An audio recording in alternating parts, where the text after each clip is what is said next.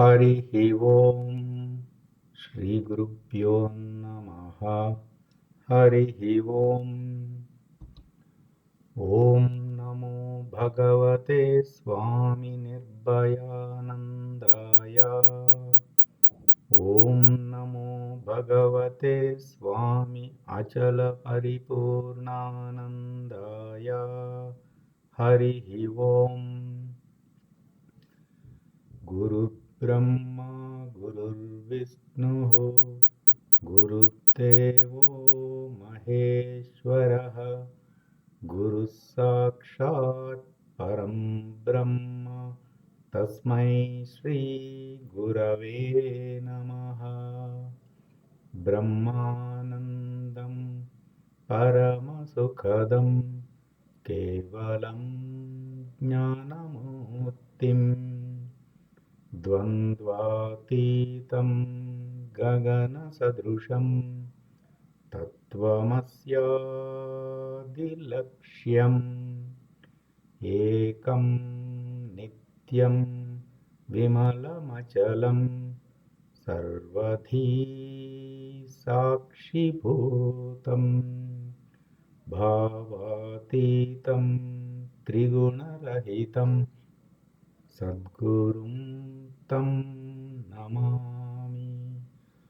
ॐ नमो ब्रह्मादिभ्यो ब्रह्मविद्या साम्प्रदायकर्तृभ्यो वंश ऋषिभ्यो महाभ्यो नमो गुरुभ्यः। सर्वोपप्लवरहित प्रज्ञानघन प्रत्यगर्दो ब्रह्मैवाहमस्मि अहं पदार्थरहितः। सदाशिवसमारभते श्रीमहाविष्णु सूर्य याज्ञवल्क्य जनक व्यास शुकयोगी सान्दीप श्रीकृष्ण जगद्गुरुभ्यां शङ्कर भगवत्पादाचार्यमध्यमाम् श्रीधर शिवरामाख्य कृष्णदेशिकवराभ्याम् मन्मडपु सुब्बयार्य कोल्लिकोटयार्य गुरुप्रसादारवार्य स्वामी निर्भयानन्दाख्य अचलपरिपूर्णानन्दाभ्याम् अस्मदाचार्यपर्यन्तां वन्दे गुरुपरम्पराम्। ॐ सहनाववतु सहनौ भुनक्तु सह वीर्यं करवावहै तेजस्विनावधीतमस्तु मा विद्विषावहै। ॐ शान्ति शान्ति शान्तिः।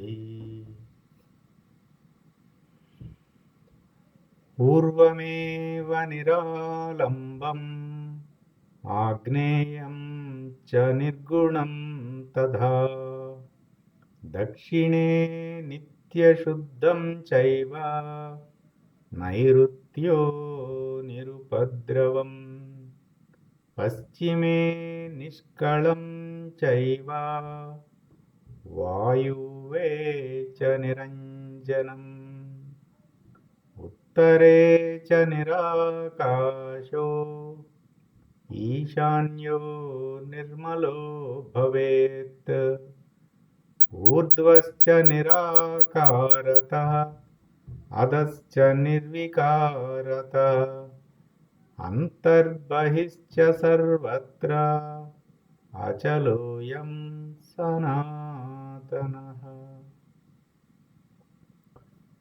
ॐ निर्भयानन्दाय विद्महे अचलपरिपूर्णाय धीमहि तन्नो परात्पर प्रचोदयात्। ॐ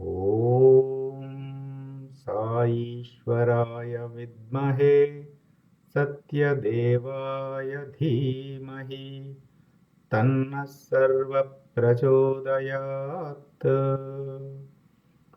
ఓం నమస్కందాయ విద్మహే ఋషి సాక్షాత్ ధీమహి తన్నో రమణ ప్రచోదయాత్.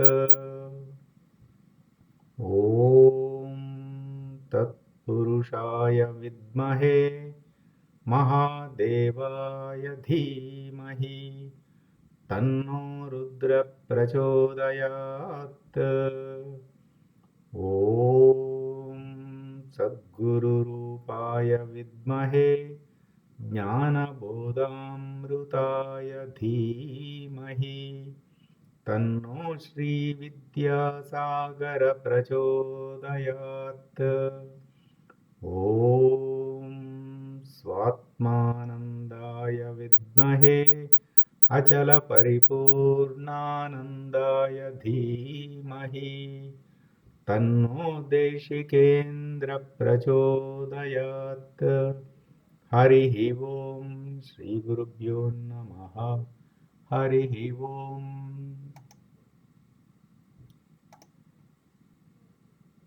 సాయిరామ్ అండి.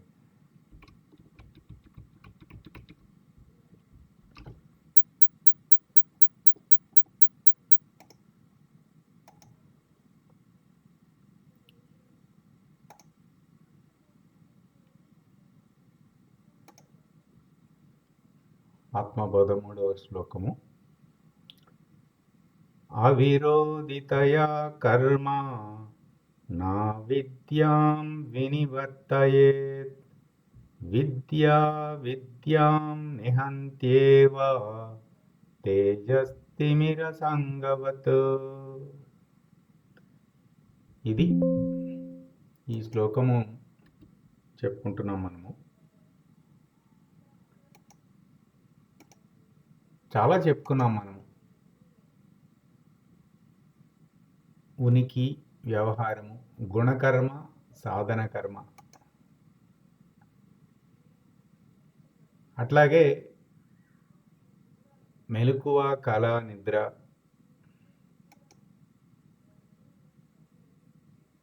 అట్లాగే అంతకుముందు చెప్పుకున్న ప్రమాత, ప్రమాణము, ప్రమేయము. ఇది ఇంతకుముందు చెప్పుకున్నప్పటికీ ఈ కర్మచక్రము, కాలచక్రము ఇంకొంచెం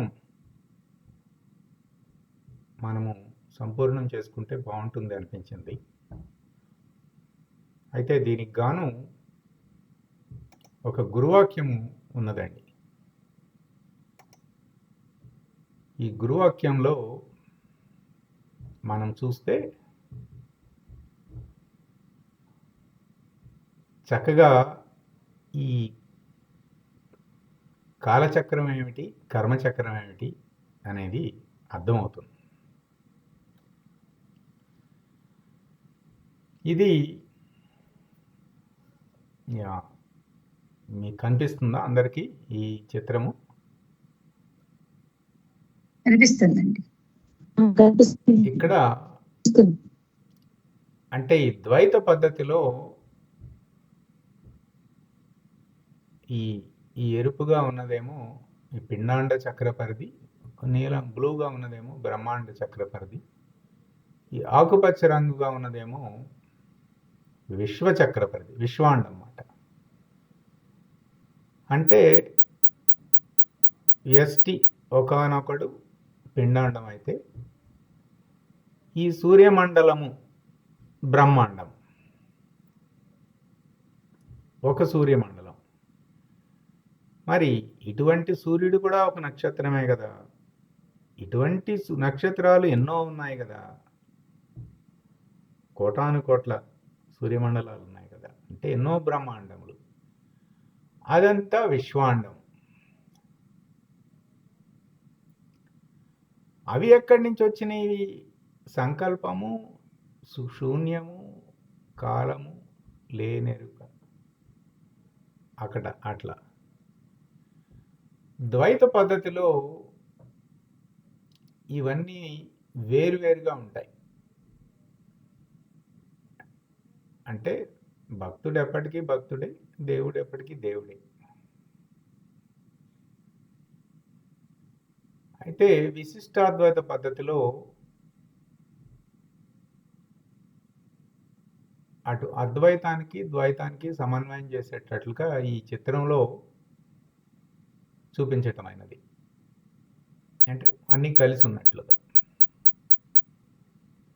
అయితే అద్వైత పద్ధతిలోకి వచ్చేసరికి ఆత్మ కేంద్రముగా ఉన్నది. దేహాత్మ అయినా, అంతరాత్మ అయినా, పరమాత్మ అయినా, కేవలాత్మ అయినా అంతా ఇక్కడే, ఒకే ఆత్మ ఉన్నది అసలు.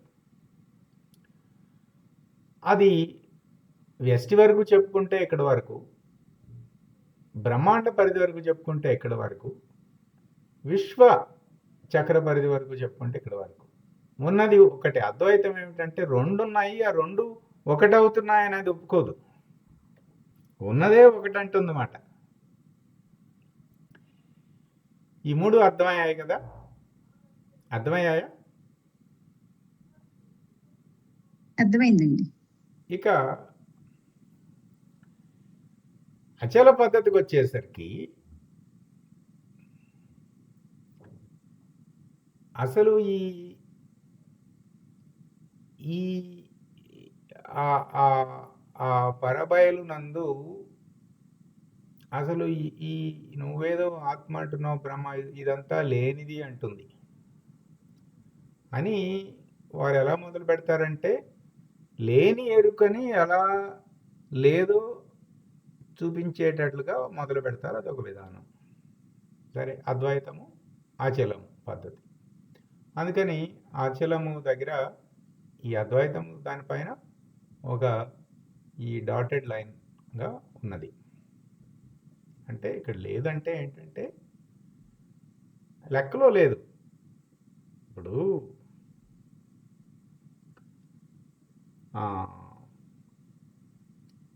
ఒక బెంగళూరు మొత్తం అంత పెద్ద పట్టణంలో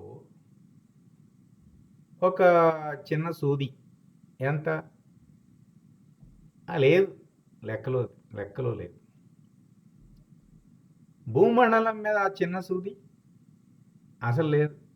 సూర్యమండలం మీద ఆ చిన్న సూది అసలు, చిన్న సూది అనే టాపిక్కే లేదు అసలు. అట్లా అక్కడ అసలు వీటితో నాకు ఏం ఉన్నది అన్నట్లుగా ఉన్నది అంతే. అసలు మాట లేదు, ఉన్నది అంతే, ఉండుట అంతే.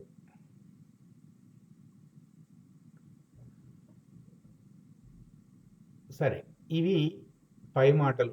ఈ సున్నా అంటే ఒకటి. ఇంకా కిందకి చెప్పుకుంటే పరబ్రహ్మము, ఇంకా కిందకి చెప్పుకుంటే బ్రహ్మము, ఇంకా కిందకి చెప్పుకుంటే ఆత్మ, ఇక్కడ జీవుడు ఉన్నాడు అన్నమాట. సరే, మన గొడవంతా ఏంటంటే ఈ గురువాక్యంలో మనకి కాలచక్రాన్ని, కర్మచక్రాన్ని ప్రస్తావించారు. అందుకని మరి కర్మచక్రం ఎక్కడుంది, కాలచక్రం ఎక్కడుందంటే ఈ విశ్వాండం ఉంది కదా, ఆ కృష్ణ బిలమునందు అక్కడి నుంచి బ్రహ్మాండములు విసిరివేయబడుతున్నాయి నిప్పురవ్వల వలె. అందులోనే మళ్ళీ మింగేస్తున్నాయి. ఆ బ్రహ్మాండం వెళ్ళిపోయి అందులో పడిపోతున్నాయి. నక్షత్రానికి కూడా వయసు ఉంటుంది, పుట్టుట ఉండుట లయమైపోతుంటుంది మా అందులో కూడా.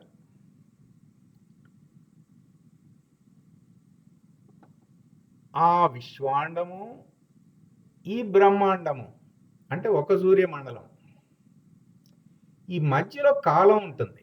కాలం అనేది అర్థమైందా ఏమండి? అంటే అది పుట్టి మళ్ళీ అది లయించే లోపల మధ్యలో కాలం అని చెప్తున్నారు. అంటే ఆ విశ్వాండములో ఆ బ్రహ్మాండము ఉద్భవించుట, ఉండుట, లయమగుట. కాలం, కాలం. ఆ మధ్యలో ఉంది కాలం, కాలచక్రం. మంచి. ఈ పిండాండ చక్ర పరిధి ఏంటి? ఒక సూర్యమండలంలో ఒక పిండాండము జననము ఉండుట మరణించటం. మళ్ళీ లయించుటే. ఇది కూడా ఉమ్. ఇదేమో కర్మచక్రం. ఈ కర్మచక్రం ఈ కాలచక్రానికి లోబడే పనిచేస్తూ ఉంటుంది. ఇదేమో వ్యష్టి, అదేమో సమిష్టి. ఇది అంతా కూడా ఆ మూలా ప్రకృతి ఇరుసుగా నడుస్తుంది. ఇక్కడ గురువు గారిని ఒక మాట అడిగానండి ఎప్పుడో 5 సంవత్సరాల క్రితం. చాలా గమ్మత్తుగా పెట్టారండి వాట్సాప్లో రెస్పాన్స్. గురువు గారు మరి మూలా ప్రకృతి చెప్పారు, మరి ఈశ్వరుడు మరి మామూలుగా చక్రానికి ఇరుసు ఉండాలి కదా, మరి ఈశ్వరుడు ఎక్కడండి అది అంటే, ఇరుసు లేని బండి ఈశ్వరుని బండి అని పెట్టారండి. ఇరుసు లేని బండి ఈశ్వరుని బండి ఇట్లా పెట్టారు వాట్సాప్ మెసేజ్. వెంటనే అంతే, ఇక సమాధానం నాకు ప్రశ్న లేదు. ఇక తెలీదు. ఇరుసు లేకుండానే తిరుగుతూ ఉంటుంది ఈశ్వరుని బండి. ఇట్లా ఈ కర్మ అంటే మనం ఎక్కడ మాట్లాడుకుంటున్నామంటే, ఒక సూర్యమండలం నుంచి ఆ ఉద్భవించిన 84 కోట్ల జీవరాశులు అక్కడ మాట్లాడుకుంటున్నాం. వాటి కర్మలు అవి. కాలం ఎక్కడుంది?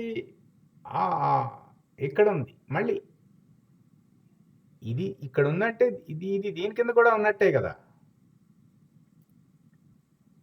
ఈ చక్రం కింద ఉందంటే ఈ చక్రం కింద కూడా ఉన్నట్టే కదా. అందుచేత ఇవంతా ఇట్లా కర్మచక్రము, కాలచక్రము. మనం ఏదో సంకల్పం అంటే మనకు వచ్చిన సంకల్పం ఇక్కడ అనుకుంటున్నాం. అక్కడ ఆ శూన్యము నుండి బ్రహ్మాండము రావడానికి కావలసిన సంకల్పం, అది సంకల్పం. అక్కడ కృష్ణబెలంలో ఉన్న శూన్యం అక్కడ అంత విస్తృతంగా ఉన్నది సనాతన పద్ధతి. సరే, మనం ఇక్కడికి వద్దాం. ఇక్కడ మనము త్రిపుటి చూసాము, అందరికీ గుర్తుండే ఉంటుంది. ప్రమాత, ప్రమాణము, ప్రమేయము. ఇది బాగా గుర్తుపెట్టుకోవాలండి. అసలు విచారణ మొత్తానికల్లా గుర్తుపెట్టుకోవాల్సిందంటే ఇదే, ప్రమాత, ప్రమాణము, ప్రమేయము. ఇక మళ్ళీ జీవితంలో దీన్ని అర్థం చేసుకోవాల్సిన అవసరం రాకూడదండి మనకి, ఈ త్రిపుటి. అయితే ఏమవుతుంది, మనము కింద ప్రాణేంద్రియ జ్ఞానేంద్రియ సంఘాతం వైపు తిరిగామనుకోండి,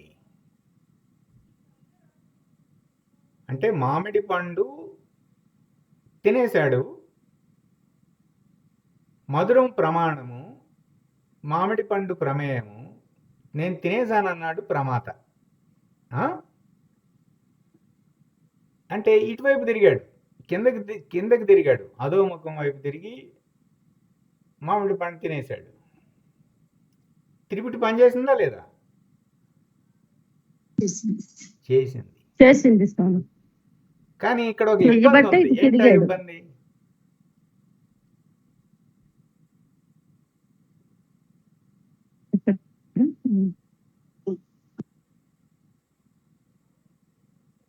ప్రయత్నించండి ఎవరైనా. ప్రశ్న అర్థం కాలేదండి. ప్రశ్న ప్రమాత మామిడి పండు తినేశాడు, మామిడి పండు ప్రమేయము, ప్రమాత మామిడి తినేసిన వాడు, ప్రమాణము మధురం అనేది ప్రమాణం. స్వీట్. ఉమ్. ఇలా ఈ త్రిపుటి వ్యవహారం జరిగింది కదా, మనకి స్వరూప జ్ఞానం దృష్ట్యా ప్రమాత ఇట్లా అనుభవించటం వలన ఒక మనకి ముక్తి మోక్షం అనే ప్రయాణానికి ఒక ఇబ్బంది వస్తుంది. ఈ ప్రమాతకి ఏమిటది? కర్త ఉన్నాడు ఇక్కడ, కర్తృత్వం ఉంది. కర్తను పెట్టుకొని తిన్నాడు కొంచెం. నేనున్నాను అనుకొని వ్యవహారానికి దిగాడు. దానివల్ల విషయాలని ఏమవుతుంది? స్వరూప జ్ఞానానికి దిగిపోయాడు కిందకి. స్వరూప జ్ఞానం అసలు నుంచి ఇటు తిరిగాడంటే అసలు ఇక జ్ఞానం పోయింది అసలు. పోయింది. అందుకే విషయేంద్రియాలని రాశారు కదా కిందన ఆ. స్వామి. దానివల్ల శబ్ద ఇబ్బంది స్పర్శ. విషయేంద్ర ఏంటంటే- సంఘం. వాసనలు ఏర్పడుతున్నాయి. ఆ, ఉమ్. బాగా చెప్పారు. ఎవరండి చెప్పింది?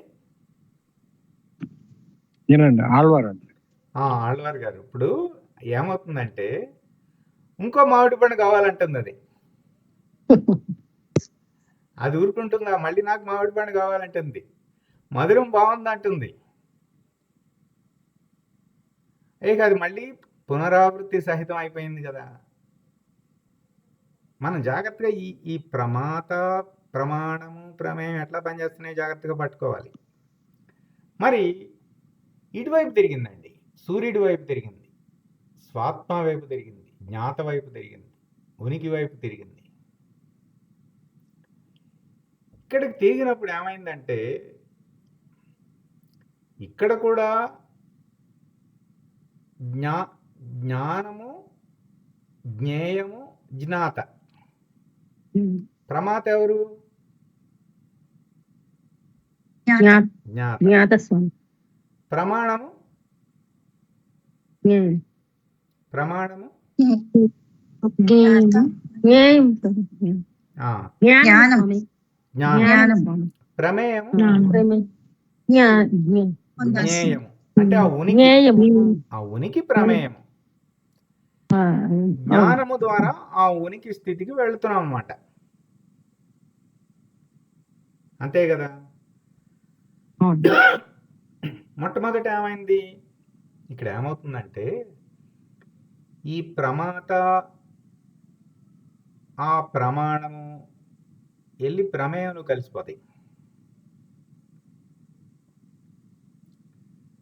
దీనికి ఒక ఉపమానం. మీరు చక్కగా దీపారాధన చేసి దీపం వైపు చూస్తూ ఉన్నారండి, లేదంటే ఉషోదయ కాలంలో సూర్యుని వైపు చూస్తూ ఉన్నారు. చూడగా చూడగా చూడగా ఏమవుతుంది? ఏమవుతుందండి? దృశ్యమైపోతుంది. లేకుండా చీకటి ఏర్పడుతుంది. కనబడకుండా దీపం లేకుండా దీపం వెంక మీరు చూస్తూ ఉంటే ఏమవుతుందండి? కాసేపటికి దీపం లేకుండా అయిపోతుంది. చూడకుండా లేకుండా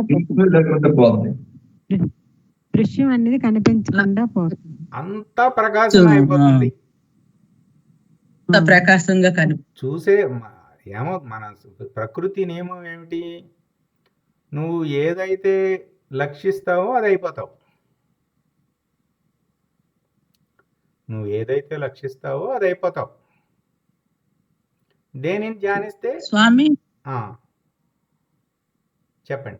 అంటే చూడండి, దీపమే చూడకుండా చూస్తూ ఇలాగా మరి దృశ్యం అంటే అన్ని కనిపించవు. అంటే ఒక ప్రకాశం లాగా మరి ఇంకా ఏవి కనిపించకుండా అలాగ పనులు జరుగుతుంటాయి. అదేంటారు? ప్రకాశమే కదా.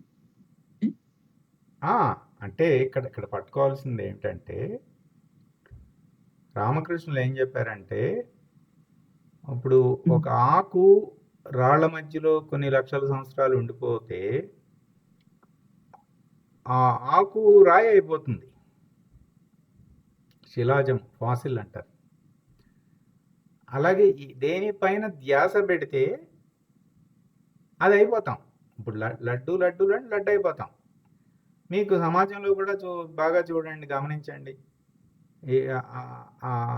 విపరీతం వచ్చేసేసి అట్లాగే ప్రవర్తిస్తూ ఉంటారు. ఇక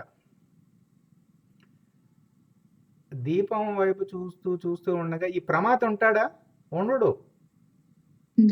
ప్రమాత ఉండడు. ఆ దీప ప్రకాశం మాత్రమే కనిపిస్తున్నది. ఆ దీపము మాత్రమే కనిపిస్తుంది. ఆ ప్రకాశము ఆ ఒత్తి పైన ఉన్న గోల్డెన్ కలర్లో వెలుగుతూ ఉంటుంది కదా, దృష్టి మొత్తము ఆ పసుపు రంగులో ఆ వెలుతురు పైనే ఉంటుంది. ఆ ప్రమాత కూడా అందులో కలిసిపోతాడు. ఈ చూడటం అనేది కూడా, నేను చూస్తున్నాను అనేది కూడా ఉండదు. ఇక చూసేవాడు, చూచుట రెండు కలిసి ఆ అక్కడ తన్మయం అయిపోయినాయి, అటు తన్మయం అయిపోయినాయి. అప్పుడు ఉన్నదేమిటి? ఆ బిందువు, ఆ ప్రకాశ బిందువు ఉన్నది కదా, ప్రకాశ బిందువు మాత్రమే ఉన్నది. ఇక ఆ ప్రకాశ బిందువు, నిన్న గురువు గారి సూచనలు ఏమని చెప్పారు? ఆ ప్రకాశ బిందువు వ్యాపకం అవుతున్నది, అంతయు ప్రకాశమే ఉన్నది.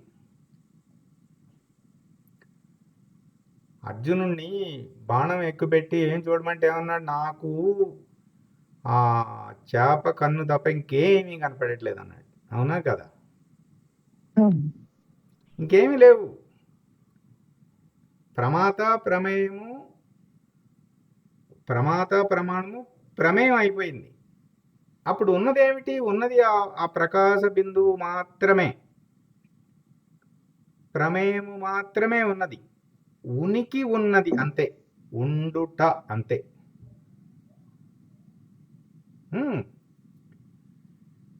దీనివల్ల మనకు వచ్చిన ఉపయోగం ఏమిటి? ఇది పునరావృత్తి సహితమా, పునరావృత్తి రహితమా?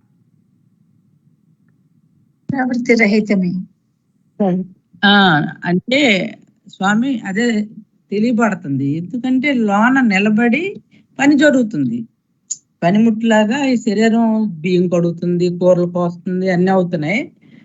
అది మాత్రం నిలబడి ఉంటుంది, అక్కడ తెలియబడుతుంది అన్నమాట. ఇంకా బియ్యం ఎక్కడ, కూరగాయలు ఎక్కడ? అది కాదు, అంటే దృష్టిలో మరి ఉండదు, పని జరుగుతుందండి. అది వేరే వాళ్ళకి, నేను అనేది అది చూసే వాళ్ళకి. సాధకుడికి కూరగాయలు లేవు, బియ్యం లేవు. ఆ జ్ఞానమే, ఆ ప్రకాశమే ఉన్నది అంతే. చూసే వాళ్ళకి ఏం కనపడుతుందో మనకెందుకు?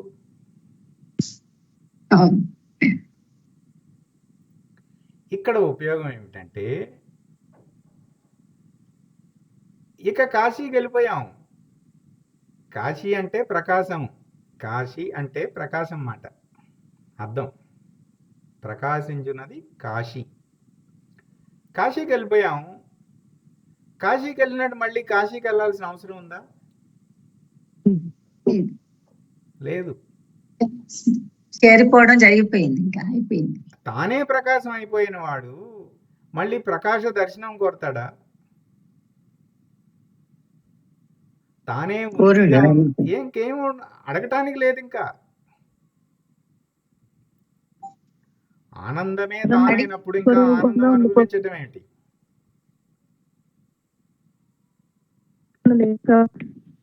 ఏమిటండి? అక్కడ అడిగేవాడు పోయాడు కదా, భర్త లేడు కదా స్వామి. పూర్ణ కుంభ స్థితి అది సాధ్యం. సాధకుడు సాధన సాధ్యము సిద్ధి పొందేశాడు. ఈ సాధకుడు పోయింది, ఆ సాధన కూడా పోయింది. సాధ్యం ఏమిటి? సిద్ధి. అట్లా ఉందంతే. ఇక అంతే, ఉండుట అంతే. ఇక మళ్ళీ సాధన లేదు, సాధకుడు లేడు. పూర్ణకుమ్మటి ఇక ఉండుట అంతే. ఇక అక్కడ వచ్చిందండి ఆత్మానుభూతి, ఆత్మనిష్ట. నిష్ట అంటే ఏంటంటే నిలకడగా ఉండుట అంతే. చేరిపోయావు ఆల్రెడీ. మళ్ళీ కిందకి రామాక చ్యుతి కిందకి రావటం అంటే చ్యుతి, పైనుంచి కిందకి రావటం అంటే చ్యుతి చెందటం. శ్రీకృష్ణుని ఏమని పిలుస్తామండి? అచ్యుతుడు. ఇక మళ్ళీ కిందకి చ్యుతి చెందటిక అచ్యుతుడు అక్కడే ఉంటాడు. ఉన్నది ఉన్న ప్రకాశములాగా ఉంటాడు అంతే. సూర్యుడు వచ్చి నేను వర్షం కురిపించానంటాడా, లేకపోతే చెరువు అయిపోతాడా, సముద్రం అయిపోతాడా? ఏమిగాడు తన ధర్మము ప్రకాశించడము, ప్రకాశిస్తూ ఉంటాడు అంతే. ఇప్పుడు ఇక్కడికి వద్దాం. ఇక్కడికి ఇప్పుడు చీకటిని తొలగించాలి అనే కర్మాచరణ చేయటం లేదు, చీకటిని తొలగించును అనే కర్మ సన్యాసము చేయటం లేదు. మనము ఈ శ్లోకంలో కర్మయోగం చూసుకుంటున్నామండి. అంటే ఏమవుతుందంటే బుద్ధి ఎప్పుడైతే స్వాత్మ వైపు, ఉనికి వైపు, సూర్యుని వైపు, జ్ఞానం వైపు తిరిగిందో అదో పెద్ద మహాశక్తి, 20,000 volts మాట. ఈ బుద్ధి ఒక చిన్న బెడ్ ల్యాంపు సూర్యుడి ముందుకు తీసుకెళ్ళి ఒక చిన్న అగ్గిపొల్ల వెలిగిస్తే ఎవరన్నా గుర్తిస్తారా? అసలు కనిపిస్తుందా? కనపడదు కదా. ఇంతకాలం మనం అనుకుంటున్న బుద్ధి శక్తి ఎంతంటే ఆ జ్ఞానం ముందు, ఆ చైతన్యం ముందు ఈ అగ్గిపుల్లంతా. ఇక్కడ బాగా జాగ్రత్తగా గమనించండి అందరూ, చాలా జాగ్రత్తగా గమనించాలి. ఎందుకంటే చాలామంది సాధకులము ఇక్కడే మనకి ఇబ్బంది వస్తుంది. అంటే మన జీవనాన్ని ఆధ్యాత్మిక మార్గంలోకి వచ్చాక ఈ జీవనాన్నిను ఆధ్యాత్మిక మార్గాన్ని సమన్వయం చేసుకోవటం రావటం లేదన్నమాట. ఇది తెలియకే. ఎందుకంటే ఇంతకాలము ఏం చేశాము? నేను కాశీ వెళ్ళాలి పొందాలి, నేను కాశీ వెళ్ళాలి పొందాలి అనుకుంటూ పరిగెత్తేసాం కదా. ఇప్పుడు ఏమైంది? కాశీలోనే ఉన్నాం, గుర్తిస్తూ ఉన్నాము.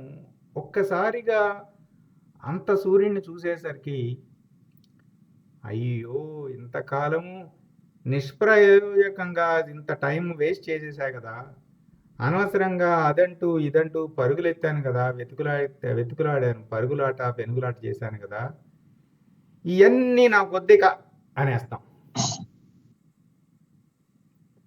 నాకు ఏం వద్దండి, ఈ మనుషులు వద్దు, ఈ పదార్థాలు వద్దు, నాకు ఏమీ వద్దండి.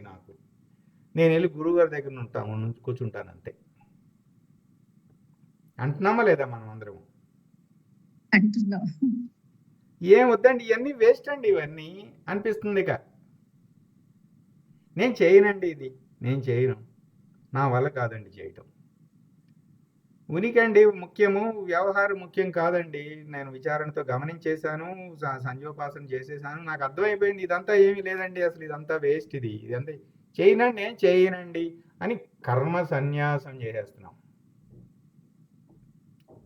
కానీ సూర్యుడు కర్మ సన్యాసం చేస్తున్నాడా? మరి మనం చేస్తుంది కరెక్టేనా? సూర్యుడు కర్మాచరణ చేయటం లేదు, కర్మ సన్యాసం చేయటం లేదు, తన లక్షణమైన ప్రకాశించుటమే జరుగుతున్నది. తన లక్షణము అంతే. అగ్ని మండుట, అగ్నికి ఏమిటండి? వేడి ఉంటుంది, వెలుతురు ఉంటుంది, రెండు ఉంటాయి. వేడి వలన వంట చేసుకుంటున్నాము, వెలుతురు వలన లైట్ వేసుకుని చూసుకుంటున్నాం కదా. అది అగ్ని ధర్మం. మంచుగడ్డ చల్లగా ఉంటుంది అంతే, దాని ధర్మం అంతే. వాయువు అట్లా వీస్తూ ఉంటుంది, నది పొలంకు ప్రవహిస్తుంటుంది అంతే. నది నేను పొలంలోకి ప్రవహించాలి అనట్లేదు, నేను ప్రవహించను అనట్లేదు. దాని ధర్మం ఎటు పొలం ఉంటే అటు వెళ్ళిపోతుంది అంతే, అది నది ధర్మం. ఇట్లా మన చుట్టూ ఉన్న పంచభూతాలు కర్మాచరణ చేయటం లేదు, కర్మ సన్యాసం చేయటం లేదు. భూమి కఠినత తన ధర్మం అలా ఉన్నదంతే. మన పంచీకరణ చూస్తే మొత్తం తెలుస్తుంది. అట్లా ద్రవాంశ, వాయాంశ, తేజాంశ, ఆకాశం అవకాశం ఇవ్వటము, వాటి ధర్మము అవి పంచభూతములు చేస్తూ మనకి గురువై బోధిస్తున్నాయి కదా. సూర్యుడు బోధిస్తున్నాడు కదా, అగ్ని బోధిస్తున్నది కదా. సూర్యుడిలాగా మనం ఉండలేమా? అగ్నిలాగా మనం ఉండలేమా? వాయువులాగా ఉండలేమా? జలములాగా ఉండలేమా? ఆకాశంలాగా ఉండలేమా? భూమిలాగా ఉండలేమా? ఇవన్నీ ఏం చెప్తున్నాయి? నీ ధర్మమును చేయము. నువ్వు కర్మాచరణ చేయటం లేదు, కర్మ సన్యాసం చేయటం లేదు. అప్పుడు ఏమవుతుందంటే, ఈ దేహం ఉన్నంత వరకు ప్రమాద ఉంటాడు కదా. మరి ఊపిరి జరుగుతున్నది, దేహం ఉన్నది, ఆహారం స్వీకరిస్తున్నది కదా. ప్రమాద ఉంటాడు, లీలా మాత్రముగా అవి జరుగుతూ ఉంటాయి, సామాన్యంగా ఉంటాయి. అందుకని మనం చేయవలసింది ఏంటంటే కర్మ సామాన్యముగా ఇక్కడ వచ్చిందండి, సామాన్యము విశేషము. చ్యుతి చెందకుండా ఏది జరిగినా ఇబ్బంది లేదు. అంట్లు దోమినా ఉనికిగా ఉండి అది జరిగితే ఏమి ఇబ్బంది లేదు. కుంకుమార్చన చేస్తూ ఎక్కడెక్కడో ఇంద్రియ విషయ సంచారం చేస్తే ఉపయోగం లేదు. అంటే స్టేట్ ఆఫ్ బీయింగ్, మనం ఉన్న స్థితి, ఏ స్థితిలో ఉన్నాము అనేది ముఖ్యం. కానీ ఆ ఉపాధి చేత ఏమి చేయబడుతున్నది అనేది ముఖ్యం కాదు. పట్టుకున్నారా ఇది? ఏమండి? పట్టుకున్నాను.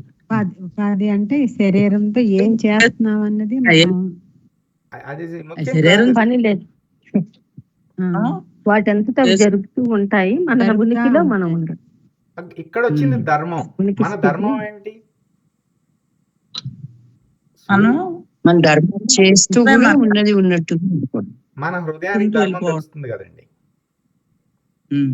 ఎవరికి వారికి వారి ఉన్న నేపథ్యంలో వారి ధర్మం వారికి చక్కగా తెలుస్తుంది. ఆ ధర్మం చేయటమే. గురువు గారిని చూడండి, అదే నా గమ్యానికి నేను చేరాలనే దాంట్లో ఉంటూ గమ్యంలో చేరాను, నిలకడగా ఉండిపోతాను, ఇంక ఇదే అని పని మాత్రం బాడీ వల్ల జరుగుతుంటది. రామకృష్ణ పరమహంసని ఎవరో వచ్చి అక్కడ రాణి రాసమణి ఆ జమీందారీ ఉంటుంది కదా, దక్షిణేశ్వర కాళికాలయంలో. ఆయన అక్కడ ఉండి ఆ పూజారిగా అన్నీ చేస్తూ ఉంటారు.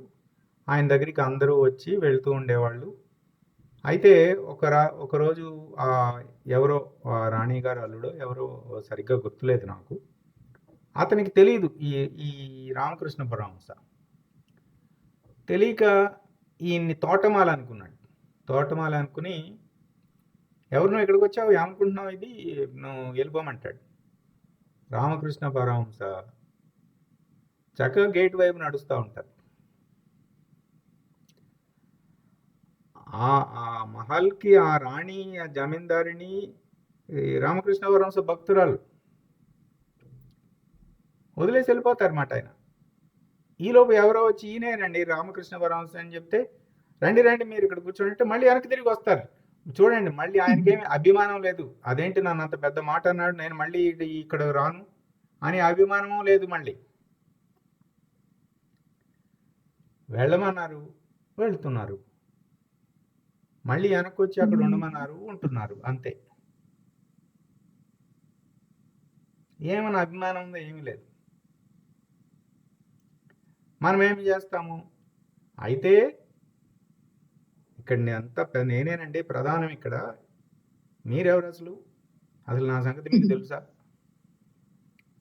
లేదు అంటే ఒకవేళ వెళ్ళిపోయినా మళ్ళీ వెనక్కి పిలిస్తే నేను మళ్ళీ రానండి. ఒకసారి వాళ్ళు నన్ను వెళ్ళిపోమని చెప్పాక మళ్ళీ నేను అక్కడికి రాను.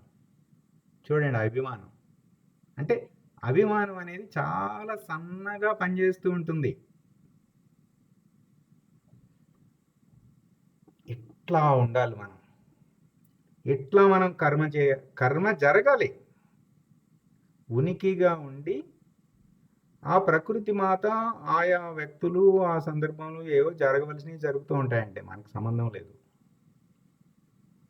అది జగన్మాత ఆ గురు సత్తా చేత దైవీ ప్రణాళికానుసంధానమైన జీవనం అన్నమాట. ఒకసారి ఉనికిగా ప్రకాశించుచున్నప్పుడు ఇక జీవనం ఏమిటి? ఇప్పుడు గురువుగారు ఎలా ఉంటున్నారండి? పరమాత్మ ఈ తన్మే మన శివ సంకల్పమస్తు. ఈశ్వరుడి సంకల్పం మేరకు జరగవలసింది జరిపిస్తూ ఉంటారు అంతే. నిజానికి వారు సంకల్పించుకుంటే వారు చేయగలిగింది సృష్టిలో ఏమీ లేదు. కానీ సంకల్పించరు. కానీ ఈశ్వర సంకల్పం మేరకు అవసరమైతే ఎంతైనా చేయగలుగుతారు. ఎంత దూరమైనా వెళ్ళి ఏమైనా చేస్తారన్నమాట. అది ఈశ్వర సంకల్పం మేరకు ఉంటుంది. వారి నడవడిక అంతా. అది మనందరము గమనిస్తూ ఉన్న వాళ్ళం అందరం చూస్తున్నాం కదా. ఇట్లా ఉండాలన్నమాట.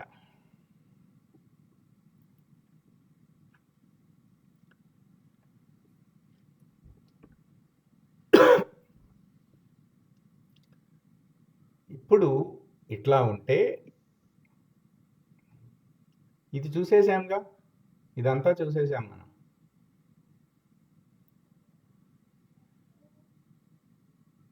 ఇక ఈ ఈ ఈ ఈ కర్మలు మిగతావన్నీ ఇక అప్రస్తుతం. అయితే చిత్తశుద్ధి కొరకు అవన్నీ చేస్తూ ఉంటాం మనం. అదేంటండి, నాకు ప్రకాశం కనిపించలేదు అంటే రంగు నీళ్ళు పోస్తూ ఉండటమే మన పని. ఫలితానికి పై మనకు అధికారం లేదండి. సాధకుడికి ఫలితంపై అధికారం లేదు. ఎందుకు నాకు ఇలా అవ్వలేదు అని మనం అడగకూడదు.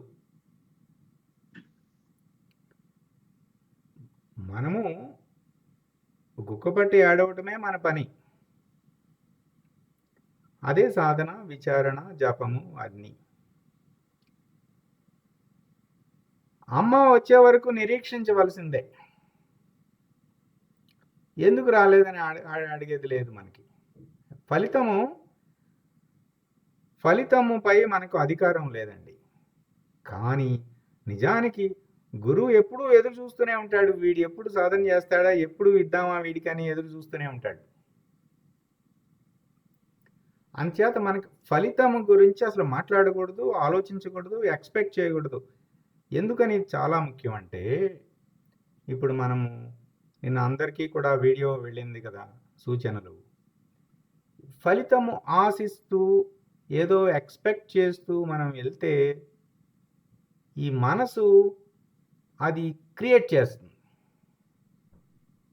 ఇప్పుడు నేను లాయర్ని అవ్వాలని రాత్రి పగలు వచ్చేస్తుంటే ఏమొస్తుంది? రాత్రి కాలు వస్తుంది, లాయర్ అయిపోతాడు, కోర్టులో వాదించేస్తాడు. నిజంగా లాయర్ అయ్యాడా? అవ్వలేదు. అంటే ఈ ప్రకృతిలో ఒక నీతి ఉన్నదన్నమాట. మనసు ఇది ప్రమాదము, బాగా విపరీతం అయిపోయింది, విశేషం అయిపోయింది, వీడికి ముందు ఆ అనుభవం కలిగించాలి అని చెప్పేసి ఆ కళలో ఆ లాయర్ అనుభవం కలిగింపజేసేస్తుంది జగన్మాత. కాస్త వాడు సర్దుకుంటాడు. ఇట్లా విక్షేపం వచ్చేసేసి ఏవేవో సృష్టించేసేసుకుని ఏటేటో వెళ్ళిపోతాం. మళ్ళీ పక్క దారి పెట్టేస్తాం. అందుచేత అసలు ఫలితం గురించి మనకెందుకు? నీట్గా మ్యాప్ ఇచ్చేశారు కదా. ఆత్మనిష్ట, బ్రహ్మనిష్ట, పరబ్రహ్మ నిర్ణయం, పరాత్పరం నీట్గా మ్యాప్ ఇచ్చేశారు కదా. ఒకటొక ఎక్కడెక్కడ ఏం చేయాలో చెప్పేశారు కదా. చేయటమే అంతే, ఆ జరగటము ఉండుట అంతే శరణాగతి.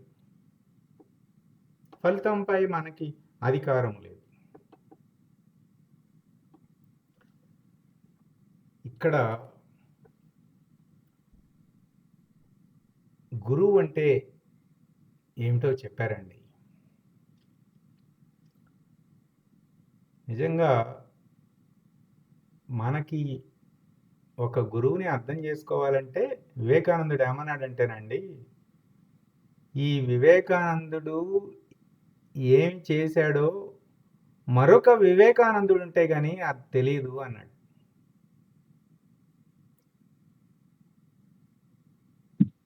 నాకు ఒకసారి ఆఫీస్లో చర్చ జరిగింది. ఏం చేశాడండి వివేకానందుడు? అమెరికా వెళ్ళొచ్చాడు, ఏవో కొన్ని లెక్చర్స్ ఇచ్చాడు, 4 పుస్తకాలు రాశాడు, అంతే కదండి, ఏం చేశాడండి అని కూడా అన్నారు. ఒక జాతికి జీవం పోసాడు, జాతిని జాగృతం చేశాడు. అసలు వివేకానంద ఎంత చేశాడో చెప్పాలంటే ఇంకొక వివేకానందుడు కావాలని చివరి రోజుల్లో చెప్పారు ఆయన. అసలు గురువు ఆయన ఏమి చేస్తున్నారు, ఎంత చేస్తున్నారు మనకు తెలియదండి. అసలు మనకు తెలియదు. మన కోసం ఆయన ఎంత ప్రసవ వేదన పడుతున్నారని తెలియదు మనకి. ఎప్పుడు ఎంత అసలు ఎంత ఉంటుందండి. ఇది గురువు వాక్యం అండి. గురువు ప్రసవ వేదన పడినంత బాధపడితే గాని ఒక శిష్యుణ్ణి తరింపజేయలేదు. ఒక్క శిష్యుణ్ణి మాతృగర్భంలో నుంచి బయటికి రావటానికి ఆ మాతృమూర్తి ఎంత ప్రసవ వేదన పడాలో, ఈ బంధము నుంచి బయటపడవేయటానికి గురువు అంత ప్రసవ వేదన పడవలసి వస్తుంది. శిష్యుని హృదయంలోకి చేరిపోవలసి వస్తుంది. చైతన్య రూపంలో శిష్యునిలో ప్రవేశించవలసి వస్తుంది. శిష్యుడి జీవనంలోకి గురువు దిగి వచ్చేయాలి. శిష్యుడి హృదయంలోకి, చైతన్యంలోకి గురువు చేరిపోవాలి. అలా చేరినటువంటి పరిస్థితుల్లో మాత్రమే శిష్యుడు స్వరూప జ్ఞానాన్ని పొందగలుగుతాడు. ఇప్పుడు అన్నీ బురదేసుకొని వచ్చాడండి. తల్లి ఏం చేస్తుంది? తల్లి ఊరుకుంటుందా? బురదలోనే ఉంచేది కదా పిల్లవాడిని. ఎందుకు ఎన్నిసార్లు చెప్పాను రా నీకు బురదలోకి వెళ్ళి ఆడుకోవద్దని. సర్లే ఈసారి అన్నాయని చెప్పేసి ముందు శుభ్రంగా స్నానం చేపిస్తుంది కదా. మరి స్నానం చేసేటప్పుడు తల్లికి కూడా బురద అంటుతుంది కదా. అన్ని తల్లి కూడా బురదని అనుభవించవలసిన బాధ అవుతుంది కదా. కానీ గురువు ఏమీ అనుకోడు. ఏమీ అనుకోకుండా మొత్తం అన్ని ప్రక్షాళన చేసి మళ్ళీ బుద్ధులు చెప్పి, మనం కూడా ఎన్ని ఎన్ని ఎన్ని ఎన్ని చెప్పినా మనం ఎంత చేస్తున్నాం? ఆయన చెప్పినవన్నీ అసలు మనం చేస్తున్నామా? పోనీ చేయలేదని ఆయన ఏమన్నా చెప్పకుండా ఉన్నారా? మళ్ళీ ఓపిగ్గా సహనంతో వీళ్ళు ఎట్లాగైనా దాటించాలి, వీళ్ళకి తెలియట్లేదు, ఎట్లాగొట్లా వీళ్ళని ఒడ్డున పడేయాలి. మనం ఒడ్డున పడితే ఆయనకి ఏంటండి వచ్చేది? ఏమొస్తుంది? ఆయన ఆల్రెడీ దాటేశారు కదా, ఆయనకేం వస్తుంది? మనం ఒడ్డున పడితే ఆయనకి మనకేంటి సంబంధం? ఎందుకు మన కోసం అంత తప్పించుతున్నారు ఆయన? ఒక్కొక్క శిష్యుణ్ణి ఒక్కొక్క అంశంలో అధిగమింపజేయటానికి గురువు కిందకి దిగి రావటం వలన అన్నిసార్లు ప్రసవ వేదన అనుభవించినంత బాధను అనుభవిస్తున్నాడు. గురువు అవ్యాజ కరుణామూర్తి, సదా స్వరూప జ్ఞాననిష్ఠుడు. దైవీ ప్రణాళికలో దైవ సంకల్పం మేరకు ఎంతవరకైనా వెళ్ళిపోతారండి చేయటానికి. మనందరం చూసాం. షిరిడి సాయిబాబా ఆ తాత్య అక్కడ ఆ పిల్లవాడిని రక్షించడం కోసం దేహత్యాగం చేశారా లేదా? ఎంతో మందిని చూసామమ్మా అవతార పురుషుల్ని. తృణప్రాయంగా అవసరమైతే దేహాన్ని కూడా వదిలేస్తారంతే. గురువు అందుకని గురువు అదొక ముళ్ళ కిరీటం. పైకి ఏదో అందరూ నమస్కారం పెట్టడమే కానీ ఎంత ఎంత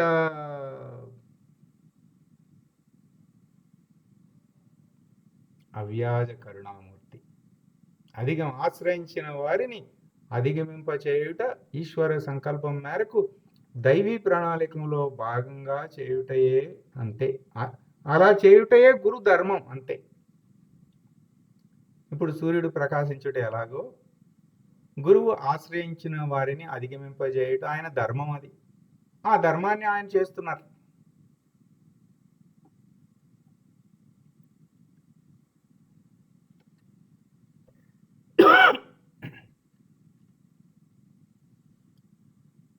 ఇప్పుడు మనము ప్రకాశ స్థితి గురించి చెప్పుకున్నాము. బయట ప్రకాశము లోపల ప్రకాశమే ఉన్నప్పటికీ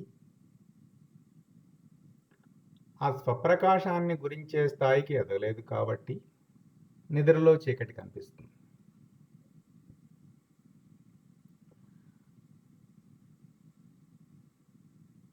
ఇది మనము ఈ గురువాక్యము రేపు చెప్పుకుందాము. ఇంకా కొద్ది సమయం ఉన్నది. ఈలోపు ఎవరైనా ప్రశ్నలు ఏమైనా షేర్ చేసుకుంటారా వారి సాధన గురించి అయినా?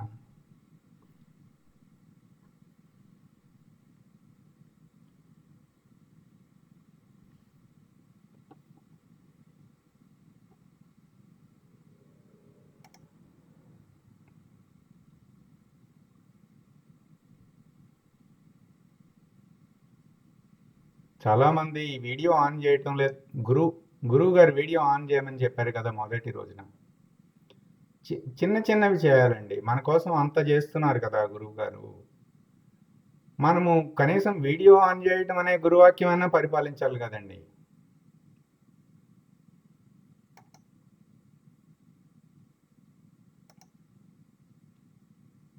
ఎందుకంటే గురువు గారు ప్రత్యక్షంగా చెప్పాలి, లేదంటే ఇది పరోక్షంగా అర్థమయ్యేది కాదు అని మొదట చెప్పినా, మరి భౌతికంగా మనకి లిమిటేషన్స్ ఉండటం వలన ఈ మాధ్యమాన్ని పెట్టుకున్నాం అన్నమాట. అది ఎక్సెప్షన్ ఇచ్చారు ఆయన. ఓకే సరే, అయితే అందరూ వీడియో ఆన్ చేసి ఉండేటట్లు చూసుకోవాలి, లేకపోతే ఉపయోగం లేదు. ధన్యవాదాలు, ఆన్ చేశారు.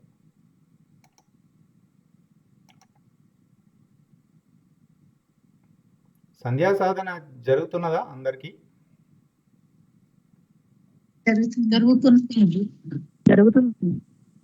విచారణ, సంధ్యా సాధన, బ్రహ్మ విద్య ఒక పుస్తకం అధ్యయనం జరుగుతుంది. సమయం దొరికినప్పుడు బ్రహ్మ విద్య పుస్తకంలో అన్నీ ఉంటాయన్నమాట. అన్ని నిర్వచనాలు ఉంటాయి మొత్తము. అది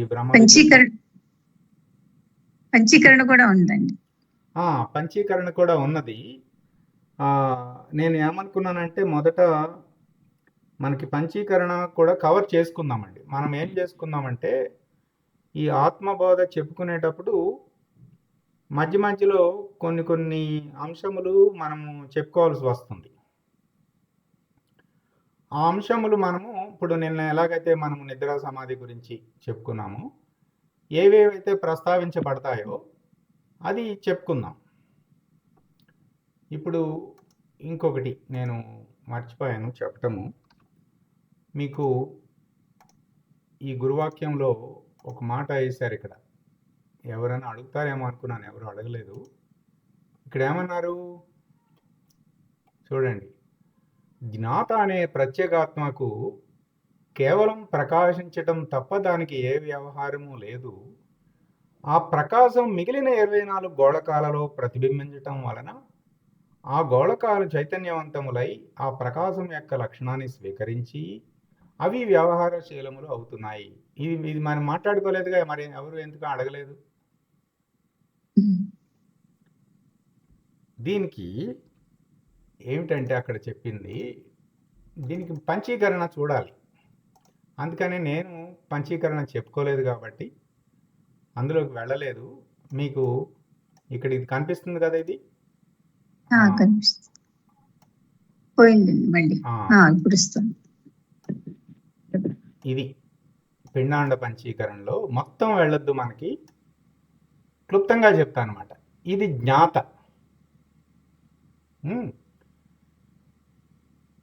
ఆకాశ పంచకంలో అన్నమాట. జ్ఞాత ఆకాశంలో ఆకాశం. మనసు, బుద్ధి, చిత్తము, అహంకారము ఈ గోళకాలు, అంతఃకరణం. ఆ తర్వాత ప్రాణపంచకం, సమాన వాయువు, వ్యానవాయువు, ఉదాన వాయువు, ప్రాణవాయువు, అపాన వాయువు. ఆ తర్వాత జ్ఞానేంద్రియాలు, అగ్నిపంచకం, శ్రోత్రము, త్వక్కు, చక్షువు, జిహ్వ, గ్రాణం. ఆ తర్వాత విషయ పంచకము, శబ్దము, స్పర్శ, రూపము, రసము, గంధము. ఆ తర్వాత కర్మేంద్రియాలు, వాక్కు, పాణి, పాదము, గుహ్యము, పాయువు. ఏమవుతుందంటే ఈ ఈ జ్ఞాత ఉనికి ప్రకాశం కదా, ఈ ప్రకాశము ఈ 24 ప్రతిబింబిస్తుంది. ఆ ప్రతిబింబించడం వలన ఇవి చైతన్యవంతములై వ్యవహరిస్తున్నాయి. అది యాక్చువల్గా జరుగుతుంది. మనం ఇంతకాలం ఏమి అభ్యాసం చేశాము? నేను వ్యవహరిస్తున్నా, నేనే బుద్ధిని, నేనే మనసుని, నేనే అనుకున్నాం. దీన్ని పక్కన పెట్టేశాం. ఈ జ్ఞాత వలన ఈ బుద్ధి ప్రకాశించుచున్నది, అంతే. ఆ అభ్యాసాన్ని మనము మార్చుకుని ఇప్పుడు జ్ఞాతగా ఉండాలి. జరుగుతుంది అంటే ఏంటంటే ఈ ఈ నేనన్న ఇప్పుడు నేను ఎవరు? ప్రకాశం ధరించిన నేను కదా. ఆ ప్రకాశము సన్నిధి మాత్రమే చేత ఆ ప్రకాశ ప్రతిబింబంగా బుద్ధి ప్రచోదనం అవుతుంది. మనసు మాయ పైన కూడా ఆ జ్ఞాత ప్రకాశమే పడుతుంది. వీటన్నిటి మీద పడుతుంది. పడి అవి వ్యవహారం చేస్తూ ఉంటాయి లీలా మాత్రముగా. గుర్తుపెట్టుకోవాల్సింది ఏంటంటే ఈ ప్రకాశము ఈ గోళకములు, ఈ 24 గోళకముల వైపు ఉండటం చేత ఆ శరీరం నడుస్తున్నది, మాట్లాడుచున్నది, తినుచున్నది, చూచుచున్నది. ఆయా అంతఃకరణ చతుష్టయము, ఆ ప్రాణేంద్రియములు, ఆ జ్ఞానేంద్రియములు అవన్నీ జరుగుతున్నాయి, అంతే. నేను అచ్యుతుడిగా ఉన్నాను. అచ్యుతి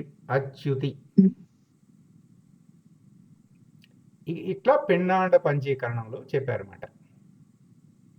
అజ్ఞాతే అచ్యుతుడిగా అనేది అనుకోవాలండి, అంతేగా.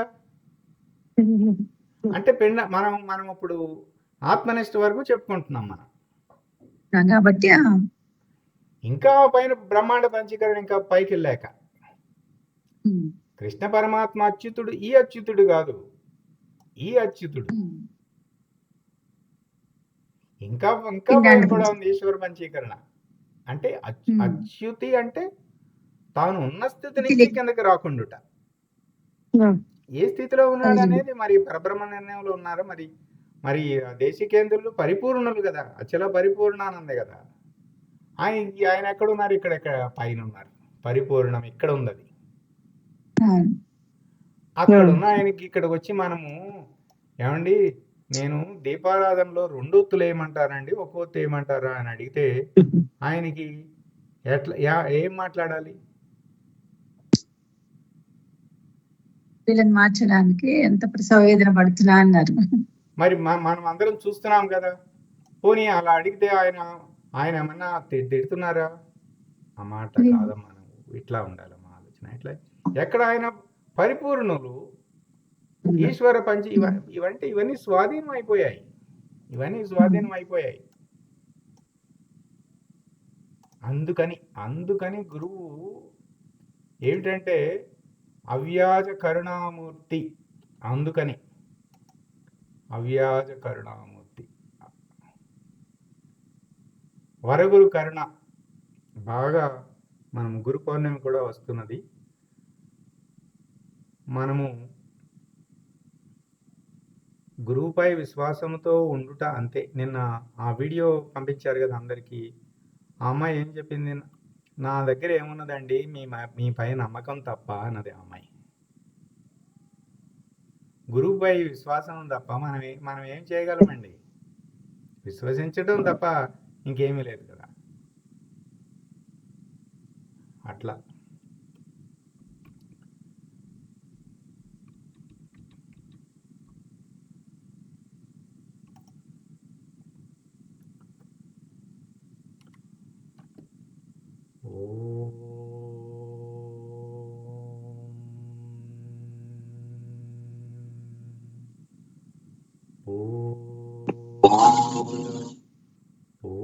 పూర్ణమిదం పూర్ణాత్ పూర్ణముదచ్యతే పూర్ణస్య పూర్ణమాదాయ